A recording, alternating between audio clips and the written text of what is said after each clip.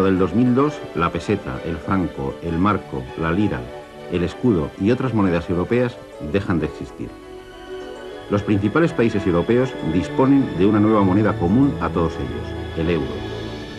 El valor oficial de un euro en pesetas, fijado en 1998, es de 166,386 pesetas. Además de poder pagar con la misma moneda en toda Europa, el euro vuelve a traer al primer plano colectivo algo que casi teníamos olvidado en nuestro quehacer diario, al menos desde el punto de vista de la economía, los números decimales. Nos llevará tiempo acostumbrarnos a ellos, pero al final lo conseguiremos. Y no será la primera gran batalla de estos números a lo largo de la historia. Será la segunda y no la más terrible. Muchos de ustedes pensarán quizá que estos números han sido la herramienta natural para expresar cantidades no enteras, es decir, cantidades que contienen partes de la unidad. Nada más lejos de la realidad. Colón no los utilizó en sus cálculos de navegación. Y Luca Pacioli escribe en 1509 La Divina Proporción, un precioso tratado sobre el número áureo, un número irracional con infinitas cifras decimales, sin utilizar ni una sola vez expresiones decimales. Sencillamente, estos números aún estaban llamando a la puerta de la historia, al menos en Europa. Su nacimiento tiene mucho que ver con el invento de las 9 cifras y del cero en la India, allá por el siglo V o VI, de las que el obispo Severo Sekbuk ya nos habla en el año 662. Estos números son la base de nuestro sistema de numeración actual, el lenguaje más universal que existe en la actualidad. La aceptación universal de este sistema se debe al hecho de que con solo 10 símbolos, los mismos en todas las lenguas, podemos expresar cualquier número por muy grande que sea. Su gran ventaja es su carácter posicional. Una misma cifra representa distintos valores según el lugar que ocupe. En el número 7342, la cifra 7 representa 7000, el 3, 300, el 4, 40 y el 2, 2 unidades. Y podemos expresar números tan grandes como queramos: 2.345.605, 450.587.986.023, aunque cuando nos enfrentamos con números realmente grandes resulta mucho más cómodo utilizar otra notación, la notación científica. La distancia media de la Tierra al Sol es de 150 millones de kilómetros, escrito en cifras 1, 5, 0, 0, 0, 0, 0, 0, 0 kilómetros. La de Saturno es 1.427.160.000 kilómetros. Casi nada comparado con la distancia de nuestro planeta a Sirio, la estrella más brillante que vemos en el cielo. Sirio está a 8,6 años luz de nosotros, lo que traducido a kilómetros viene a suponer unos 81.362.880 millones de kilómetros. Más de 81 billones de kilómetros. Pero nos resulta más sencillo utilizar una ligera mejora de nuestro sistema de numeración, empleando directamente las potencias de 10. Veamos cómo. En nuestro casillero numérico, el número 7000 lo escribimos así, y representa 7 veces 1000. 1000 es la casilla de las unidades de tercer orden, y realmente 1000 vale lo mismo que 10 elevado a 3. Es decir, podemos escribir 7000 de esta forma: 7 por 10 elevado a 3. 80.000 se escribe con un 8 en la casilla de unidades de cuarto orden. Representa 8 veces 10.000, es decir, 8 por 10 elevado a 4. Con esta técnica, el número 87.000 lo podemos escribir como 8,7 por 10 elevado a 4. Y la distancia a Sirio sería, con esta notación, 8,136288 por 10 elevado a 13 kilómetros. Con esta notación, 25 billones lo podemos expresar sin necesidad de escribir 12 ceros, de esta forma: 25 por 10 elevado a 12. Decididamente un buen ahorro de esfuerzo. Con el nacimiento del Islam y su expansión hacia el este, los sabios árabes entran en contacto con las cifras indias. A pesar de sus innegables ventajas, la larga marcha de este sistema de numeración para llegar desde la India hasta Europa necesitó casi 1000 años. Un viaje largo y cargado de aventuras.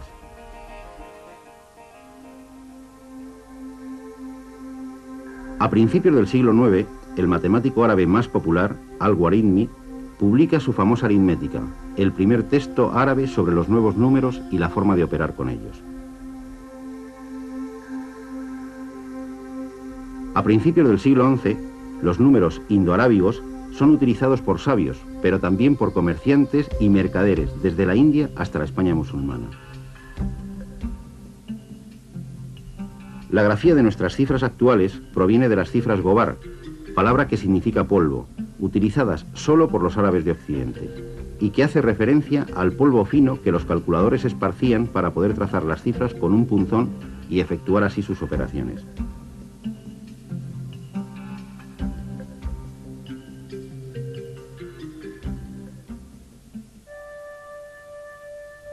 La introducción de estos números en la Europa cristiana se va a producir por dos vías, España y Sicilia.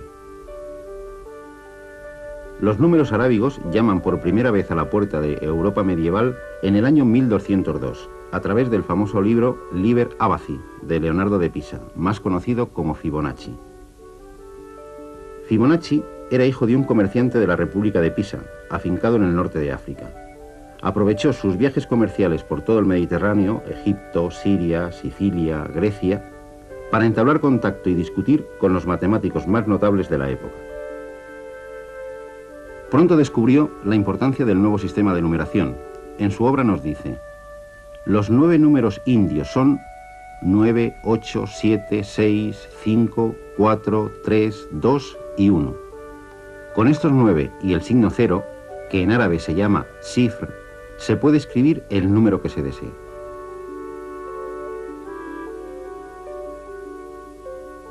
Sin embargo, no consiguieron arrinconar tan fácilmente a los números romanos. Casi 100 años después de la publicación del Liber Abaci, la República de Florencia prohibió su utilización con el pretexto de que se podían alterar fácilmente. 2 siglos más tarde, un alcalde de Frankfurt seguía prohibiendo a los funcionarios del ayuntamiento trabajar con estos números. Para realizar sus cálculos no tenían más remedio que utilizar la calculadora de la época, un instrumento como este, un abaco. En efecto, el sistema de numeración romano, esas cifras que aún hoy vemos en muchos de nuestros monumentos, no es una buena herramienta para el cálculo. Utiliza letras del alfabeto para representar los números y no es posicional. Es decir, cada símbolo vale siempre lo mismo, no importa dónde esté colocado. Las cifras que utilizaban son estas: I, V, X, L, C, D, M. El sistema se basa en la suma de los símbolos, salvo en el caso en que un signo numérico menor preceda a uno mayor. Por ejemplo, 1336 se escribe así.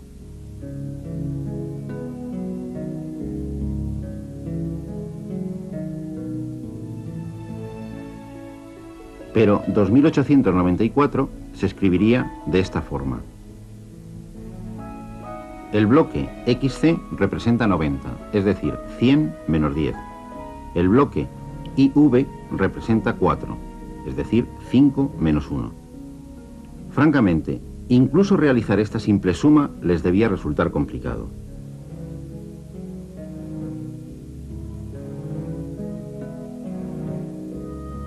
Con este sistema era casi imposible desarrollar algoritmos sencillos para realizar operaciones elementales como la multiplicación. En cambio, los matemáticos indios habían desarrollado ingeniosas técnicas para realizar productos de números grandes sin esfuerzos. El más popular llegó a nosotros con el nombre de celosía. Vamos a multiplicar 674 por 548. Construimos una cuadrícula o celosía y colocamos los dos números en sus lados.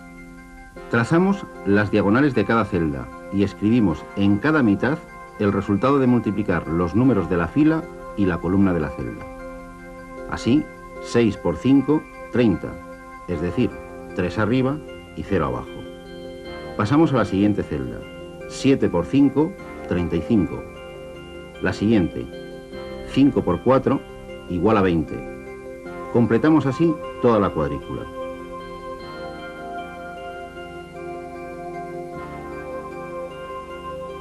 Para obtener el resultado final, basta sumar todos los números que encontramos en cada una de las bandas oblicuas y anotar fuera el resultado.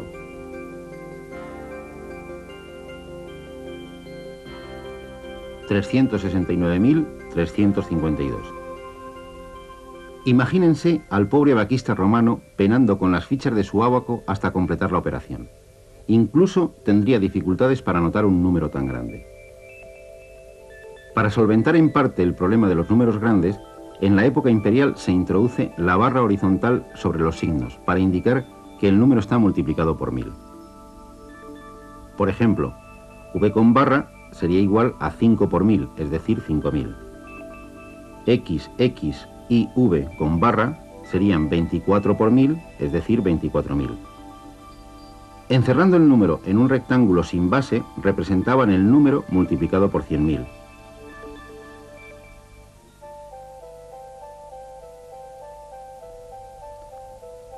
De la facilidad con que se podían hacer distintas interpretaciones, Suetonio nos brinda un buen ejemplo.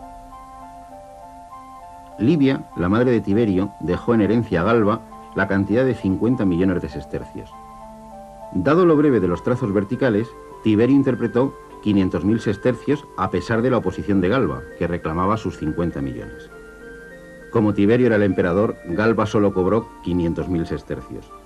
Decididamente, los romanos no eran muy buenos en aritmética, no podían serlo con su sistema de numeración. Pero no fueron los únicos. Los griegos también cayeron en la misma trampa, no utilizar unos símbolos específicos distintos de las letras de su alfabeto para designar a los números.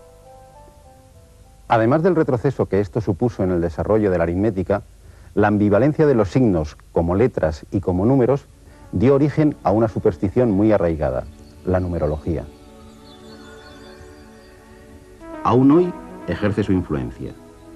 En muchos hoteles italianos no existe la habitación 17, se pasa de la 16 a la 18. ¿Por qué? 17 en números romanos se escribe X, V, I, I. Si transponemos las letras, obtenemos vixi, que traducido significa viví, en pasado, es decir, estoy muerto. Huir del número 17 es en el fondo huir de la muerte. Y nada mejor para huir de la muerte que retroceder en el tiempo. Vayamos al cuarto milenio antes de Cristo. Estamos en Mesopotamia, en el país de Sumer. Si algo abunda aquí, es la arcilla. Entre los numerosos restos arqueológicos de estas culturas, nos llaman la atención unas vasijas cerradas y selladas que contienen en su interior guijarros como estos. En apariencia, pueden parecer juguetes de niños, pero de hecho son la primera factura comercial de la historia. En efecto, representan cantidades numéricas y nos informan además de que los sumerios tenían un sistema de numeración bastante sofisticado. Un sistema cuya base no era el número 10, sino 60. El cono pequeño representa la unidad, la bola pequeña 10 unidades, el cono grande 60 unidades.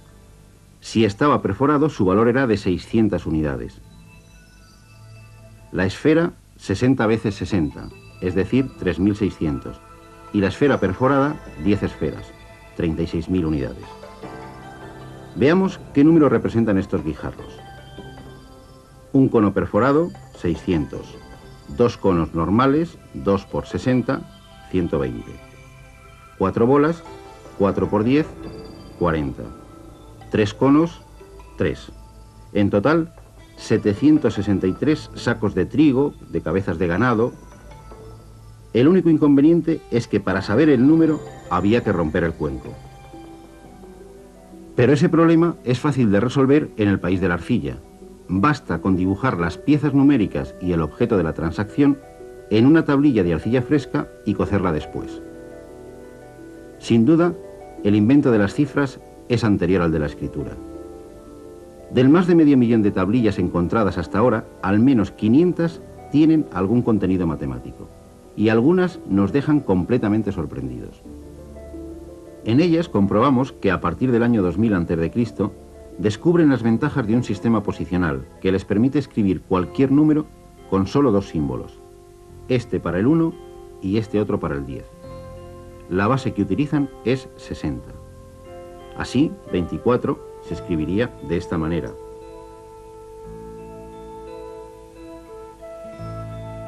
...93 es 60 más 30 más 3. Se escribiría así. 4103 es 3600 más 480 más 20 más 3. Es decir, 60 al cuadrado más 8 por 60 más 2 por 10 más 3. Se escribiría de esta forma. También representaban fracciones de denominador 60 y sus equivalentes. Por ejemplo, 321 y 3 cuartos es igual a 5 por 60 más 21 más 45 partido por 60. Se escribiría de esta forma. El gran inconveniente era saber dónde empezaba la parte decimal, información que nos la daba el contexto de la situación.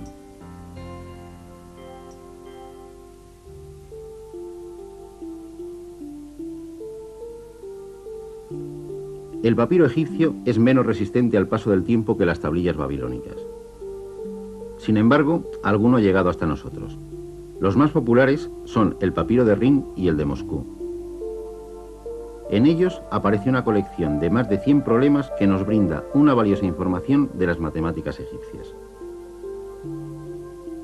Su sistema de numeración era de base 10, como el nuestro. Los símbolos para representar las potencias de 10 eran estos. El número 235 se representaría así. Los egipcios tenían un ingenioso sistema para multiplicar y dividir números enteros. Se basaba en la duplicación, es decir, les bastaba con saber sumar y calcular el doble de una cantidad. Veamos cómo multiplicaban 17 por 12. Escribían dos columnas de números. Una de ellas comenzaba con el primer número a multiplicar, 17, y la otra por 1. En ambas duplicaban la cantidad anterior tantas veces como fuese necesario, hasta que los números de la segunda columna nos permitían sumar el segundo factor, 12. Marcaban los números que sumaban 12 y sumaban los resultados correspondientes de la primera columna, 68 más 136 igual a 204. Este método también les permitía dividir de forma cómoda. Probemos a dividir 567 entre 27. Escribimos otra vez dos columnas. La primera empezando por 27, el divisor, que es la cifra más pequeña, y por 1. Y vamos duplicando los números de las dos columnas. 54 y 2, 108 y 4, 216 y 8, 432 y 16. Nos detenemos ya que el siguiente número de la segunda columna, 32, superaría 27. El dividendo, 567, se puede escribir como la suma de algunos de los números de la primera columna. En este caso, 567 es igual a 432 más 108 más 27. Luego el resultado de la división es 16 más 4 más 1 igual a 21. Los egipcios, como los babilonios, también trabajaban con fracciones, con partes de la unidad. Pero lo curioso es que solo utilizaban fracciones con numerador la unidad. Cualquier parte de la unidad la expresaban como suma de fracciones de este tipo. El papiro de Rin contiene una tabla de conversión de partes de la unidad a estas fracciones. Es el equivalente con más de 3000 años de antigüedad de nuestras tablas de multiplicar, solo que para trabajar con fracciones. Todavía hay que esperar varios milenios hasta que en las postrimerías del siglo X, Abul Hasan al-Uqlidisi, el euclidio, invente el equivalente a la coma decimal. Y 600 años más hasta que esta técnica se introduzca en Europa. La idea ahora nos parece simple. Tomemos el número 245,32. Igual que cada cifra entera representa distintos valores según su posición, 2 representa 2 por 100, es decir, 200 unidades, 4, 4 por 10, 40 unidades, 5, 5 unidades, podemos seguir de igual forma a la derecha de la coma, solo que ahora los lugares no van a representar potencias de 10, sino fracciones decimales. Un décimo, una centésima. Las cifras decimales 32 nos dicen que al número 245 hay que añadirle 3 por un décimo más 2 por una centésima. Es decir, 3 décimos y 2 centésimas partes de la unidad. El calculista egipcio hubiese tenido que utilizar las fracciones 1/4 más 1 partido por 20 más 1 partido por 50 para expresar nuestro simple 0,32.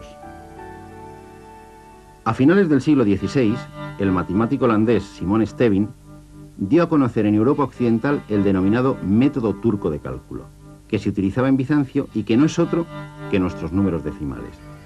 Aunque Stevin hubiese escrito 245,32 de esta otra forma, 245,032.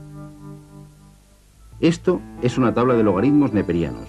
Llevan el nombre de su inventor, John Napier. Desde el siglo XVII hasta el invento de las calculadoras de bolsillo, los logaritmos han sido la principal herramienta de astrónomos y de navegantes. A los primeros les servía para fijar las posiciones de los astros en el cielo, y a los segundos, también mirando a los astros, para fijar la posición de los barcos y para marcar el rumbo correcto. Podemos afirmar sin ninguna duda que los logaritmos, como tantos otros descubrimientos matemáticos de los últimos 3 siglos, no existirían sin el invento simple y a la vez genial de los números decimales.